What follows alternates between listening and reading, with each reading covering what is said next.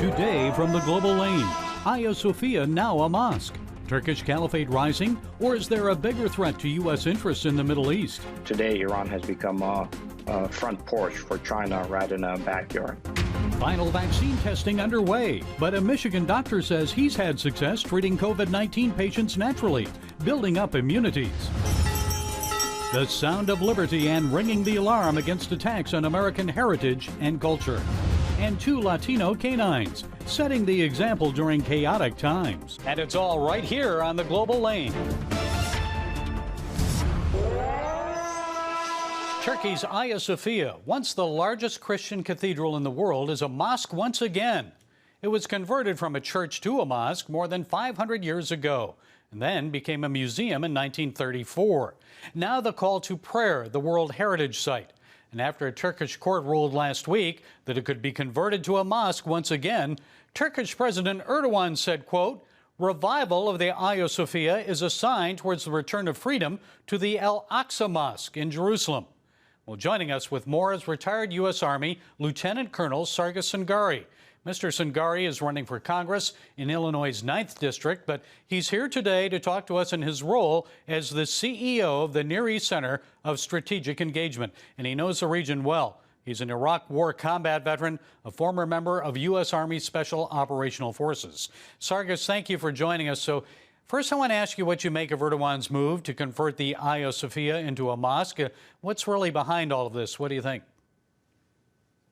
It's good to be here, Gary. Erdogan's move is similar as it has been for years, as he was allowing ISIS to move through his borders into Syria and also northern Iraq.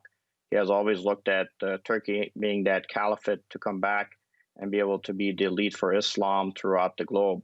And he has to take these certain steps. Of course, he took these steps during the time that we are celebrating, hate to say, the 25th anniversary of the genocide that took place in the Bosnia-Herzegovina war. So it was prime for him to take that step because a lot of the Northern European nations do have Turkmen and individuals that are tied ethnically to Turkey that are part of their fabric. So this was nothing more than a bold move there in order to also be able to support his aggression in Iraq. He is currently conducting bombing operations in Iraq. He is leading NATO operations in Libya against Russia. And it's a matter of Turkey getting back to prominence as it was in the past. I constantly hear from Kurds and Christians in Syria and Iraq that Erdogan is victimizing them as he reasserts Turkish dominance in the Middle East. So what can you tell us about that, and what should the U.S. do about it? Well, U.S. has a NATO ally in this case, and in this case is Erdogan. And Erdogan is leading those battles on behalf of the U.S. against the Russians in Libya and also parts of Syria. However, at the same time, Erdogan is playing both sides. He is also working with Iran to be able to neutralize the Kurds that have become a pestilence internal within his borders. He has expanded into Iraq, and as you say, an enemy of my enemy is my friend. Erdogan, Iran, and also at the same time Iraq are working together to really squeeze the Kurds to ensure that there's no internal disputes that they have to deal with as the entire region becomes bloodier in the future. Well, that's a big issue for Iraq, and you'd mentioned the bombings, Turkey bombing Iraq. What do you see happening in Iraq in the coming weeks? Well, the new prime minister of Iraq will be here in the United States over the next couple of weeks. He has already bucked against the Iranians, given that Iran is having internal issues.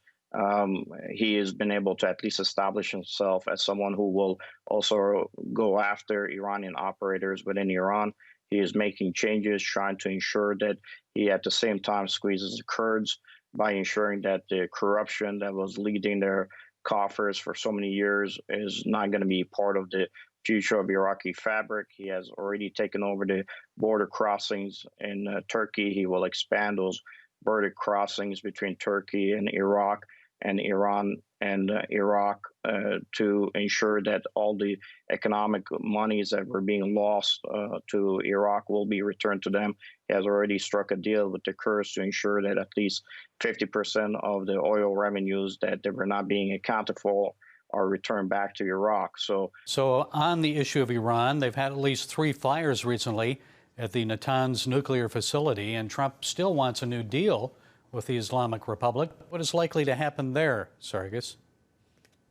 The issue is not Iran and the United States. The issue is the Shanghai Cooperation Organization, which is led by China. China has been expanding its footprint within the region under the previous administration, but initially established a new vision for the relationship between the United States and China on the global stage. As the previous administration pulled out of the Middle East and started focusing on South America and Pakistan, China was able to expand its footprint. China has even been able to expand its footprint under current administration, even though the current administration has bucked against China economically. China has still managed to squeeze India, our partner, and also has been able to move into Djibouti, into strategic locations in North Africa. Iran's regime currently is looking at possibly being squeezed by sanctions to $400 billion, pretty much sell Iran to the Chinese regime. So regardless of who's going to be the next POTUS in the next 100 days, I should say, China is expanding its footprint within the region, using the U.S. dollars that it has gotten from the manufacturing base that we have built for China to be able to buy influence within the region. Initially, I had written an article on backyard wars that was indicating how these wars in the future are fought between major powers. Today, Iran has become a front porch for China rather than a backyard. Sargis Sangari, CEO of the Near East Center of Strategic Engagement, thank you for your insights today. It's good to be here. Thank you very much.